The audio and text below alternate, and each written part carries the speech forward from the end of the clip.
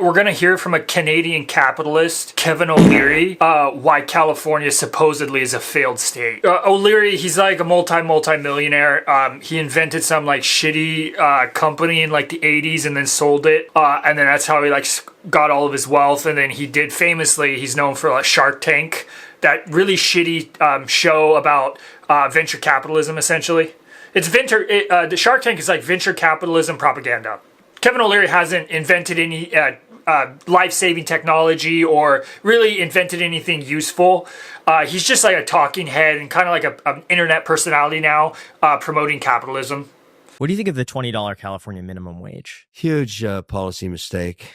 You're going to see a lot of restaurateurs. I like how they're posting that as a question. Of course, he's not going to be for the minimum wage in general. Shut down. You can't minimum your wage into success. All you do is push out business because they can't compete. That was also an unfair policy because certain restaurants, it really affected fast food. Mm-hmm. Certain restaurants. What he means is he doesn't like the $20 minimum wage because he has to pay his employees something resembling a livable wage, and that'll dig into profits because that's all he cares about is profits. Again, if you can't run a business and pay people a livable wage, you failed as an entrepreneur and your business is a failure. And frankly, you should be put out of business. But he's wrong actually when he says it pushes business out. It's actually been proven, it's a fact, that when you raise the minimum wage, it actually really doesn't have any negative effect on businesses.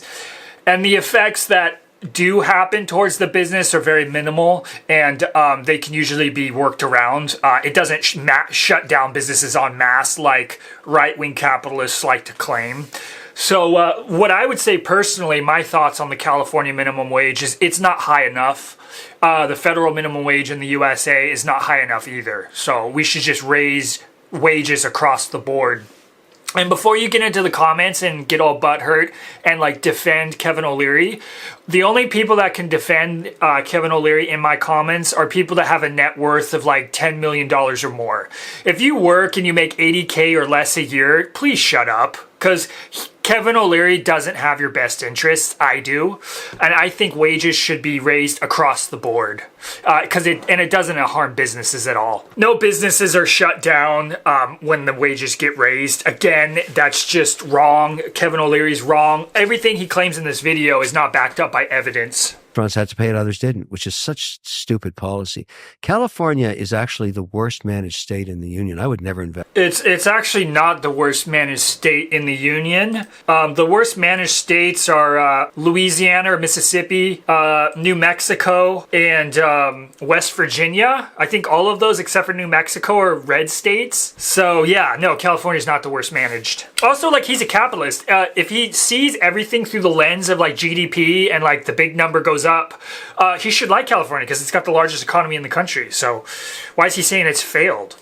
There, it's a loser state, and it's been that way. Again, when he says like loser state, quote unquote, he's talking about he can't exploit people easily in California like he can in like West Virginia, because there's actually labor rights and there's probably more unions, there's a higher wage, there's better health care. He can't exploit people. He can't have slaves in California is basically what he's saying. Basically what that translates to.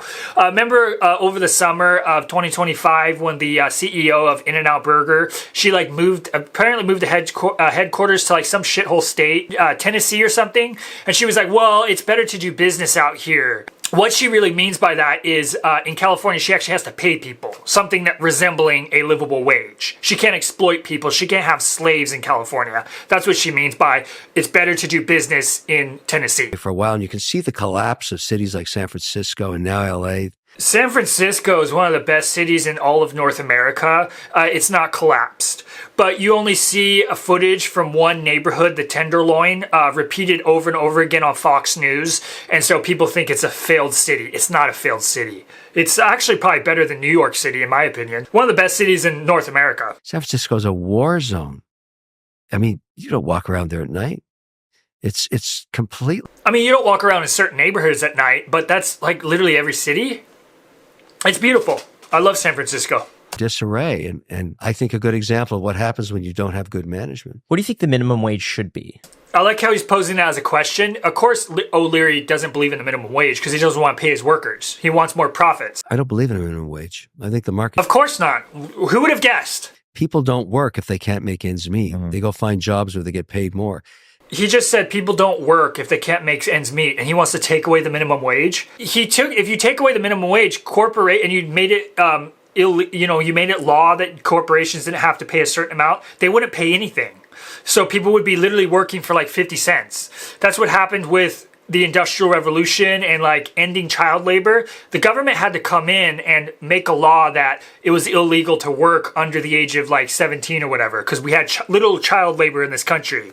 That's literally what the minimum wage is the government saying you have to pay people at least the federal minimum wage right now, $7 an hour. That's the bare minimum. If we took that away, corporations wouldn't pay anything. People would be working for free. Like, that's so psychotic to say. And yet I'll have people in my comment sections defending that. If you let the market decide, you get a much more efficient economy. The minimum wage is a concept that's You literally don't get a more efficient economy. foreign to me because all it does is contort business. I think you'd make more money without a minimum wage. Corporations probably would make more money, but individual working people wouldn't. How do you feel like AI is going to be affecting that? Because we noticed, even in New York, we went to a sushi restaurant and it was almost entirely automated. They had a little iPad on the side, you press in what you want, and a conveyor belt brings out the food to you. And you could check out there. It's really efficient. McDonald's in Japan, go to the kiosk, you type in what you want, and just... I knew Graham Stefan was a Japanese fanboy. All these like white boys in the USA, they love Japan because it's like a soulless society. You get to go there, go to a restaurant, and you don't have to have an interaction with another human being. Of course he loves Japan. And just checks out. I think a lot of people were always fearing, that television would replace radio. Good analogy. Never happened. That's actually a horrible analogy considering a very few people worked in radio. So when TV came along and supposedly replaced radio, it didn't affect very many people. AI robots replacing service workers is going to affect way more people than radio replacing or TV replacing radio. What a weird dog shit analogy. I mean, the next technology just advances. It's just a tool. It's not going to wipe out mankind. I've always thought that narrative was ridiculous. It'll take boring jobs and make them redundant for humans and let humans do other things with more creativity involved. So I really think... Unfortunately, it's not, though. We're showing that it's not really replacing manual labor jobs. It's just replacing the artistic sectors. Like, it's just ruining art. That's all AI is doing. It's not really replacing physical labor, unfortunately. It's just another technology. Why does it seem like everyone is so bearish on civilization right now, especially in the United States? Like, everyone thinks that we're doomed to fail. It seems like, mental illness is just skyrocketing. What's so funny about this is this young man, he's obviously pretty disconnected from the rest of the country. People feel bearish. By the way, I like how he uses like investment terms like bearish and bullish, describing human beings and people's lives. That's kind of funny and psychotic. But people are bearish, quote unquote, on society because people are struggling. People are feeling the effects of late-stage capitalism. But this guy's, why? Why do they feel that way? Rocketing depression, anxiety. It seems as though divorces are happening more often than not. I think it's like over 50% still, right?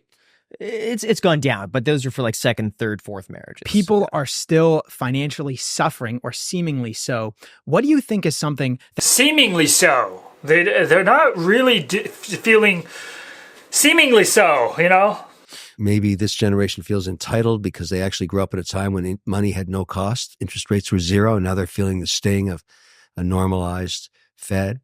That does impact all sectors. So probably it's a little bit of that. I don't really worry too much about, the day-to-day, I think we're all screwed and society's screwed and AI is going to wipe us out.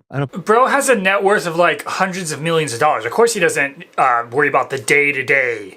It's all mundane to him. Like nothing affects him. It's funny how out of touch these men are. It's okay to be out of touch, I guess. It's funny. And then the people that watch his podcasts, it's weird. It's like, they get lots of views and they can't all be like worth multi-millions of dollars. There's got to be like a big chunk of his fan base are like working class people, and they watch this and they like somehow like relate to it. I don't know, like who watches this?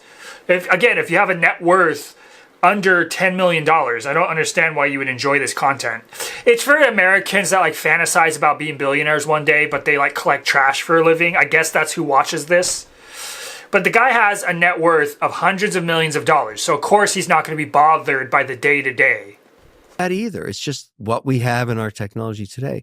I just don't spend that much time worrying about this stuff because it really doesn't affect you. I finished the sentence. It's noise, as I said earlier. It's not signal. Just noise. You know what? The struggling of the working class, the fact that people are feeling more and more dejected, it's just noise to me. What do you think the tax rate should be?